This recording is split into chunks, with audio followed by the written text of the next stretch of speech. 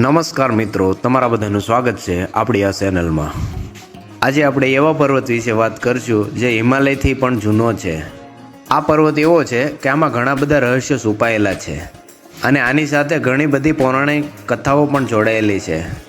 ભગવાન દત્તાત્રેયનું સ્થાન આ પવિત્ર ડુંગર પર રહેલું છે। આ પર્વતની ચારે બાજુ એવી દેવી શક્તિ રહેલી છે જેનું કોઈ તારણ કાઢી શકે તેમ નથી। આ પર્વતની અંદર ઘણા બધા સાધુ સંતો 200 થી 300 વર્ષ જૂના અને તેનાથી પણ વધારે વર્ષો જૂના સંતો રહે છે અને એ યોગ સાધના કરે છે। ચાલો આપણે આ પર્વતની વાત કરીએ।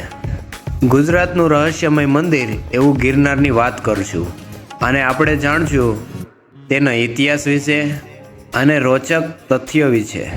ગિરનાર જ્વાળામુખીથી બનેલો એક પર્વત છે।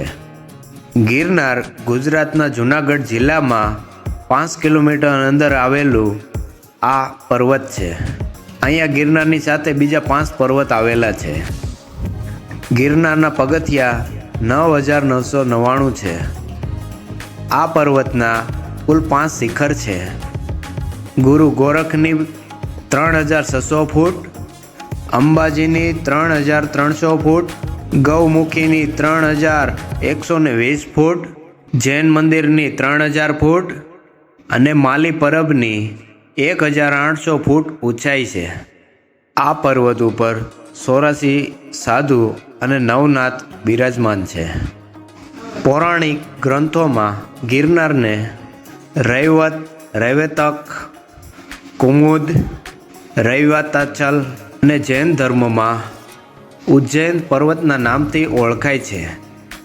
આ પર્વત ઉપર 866 કુલ મંદિર આવેલા છે। ભવનાથ મંદિર ગિરનારનું કેન્દ્ર સ્થાન છે। બધા ભાવિક ભક્તો ભવનાથના દર્શન કરી પછી જ ગિરનાર ચડે છે। આ પર્વત હિમાલય પર્વતથી પણ જૂનો છે। જૂના 22 કરોડ વર્ષથી આ પર્વત અહીંયા જ છે। ગિરનારને ઘણી પણ ઉપમા પણ આપેલી છે। ગિરનારની ગોદમાં ઘણા બધા રહસ્યો, અલૌકિક શક્તિઓ, આધ્યાત્મિક સૌંદર્ય અને ઘણી બધી જડીબૂટી અહીંયા રહેલી છે।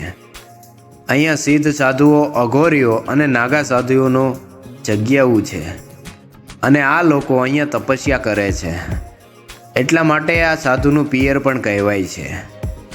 ગિરનાર પર્વત દત્તાત્રેય ભગવાનનું મુખ્ય પર્વત પણ કહેવાય છે। હવે આપણે ગિરનાર પર્વતના ઇતિહાસની વિશે વાત કરીશું। હિન્દુ દેવી દેવતાઓની કથા પણ આ પર્વત સાથે જોડાયેલી છે।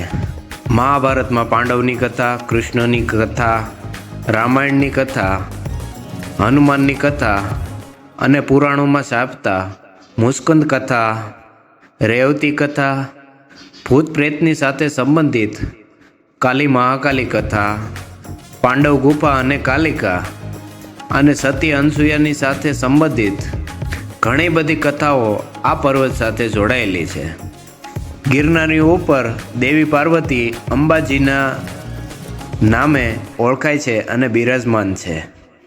તો મિત્રો, વિડીયો સારો લાગ્યો હોય તો વિડીયોને લાઈક કરો, ચેનલને સબસ્ક્રાઈબ કરો।